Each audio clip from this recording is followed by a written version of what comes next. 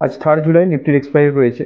আজকের মার্কেটের live market analysis করে দেখাচ্ছি। আপসাইডে যে ট্রেন্ড লাইনটা বানালাম, এই লাইনের ওপরে এটা একটা রেজিস্ট্যান্সে কাজ করছে। এর ওপরে যদি মার্কেট ব্রেকআউট করে তাহলে একটা আপসাইডে মুভমেন্ট দেখতে পাবেন, যেটা 600, 620 বা 630 আসতে পারে। ডাউন সাইডে যে ট্রেন্ড লাইনটা বানালাম, এর নিচে ক্লোজিং লাগবে 15 মিনিটের ক্যান্ডেলে, তবে কি হয়তো প্রপার একটা আপনি ডাউন সাইডে মুভমেন্ট পাবেন।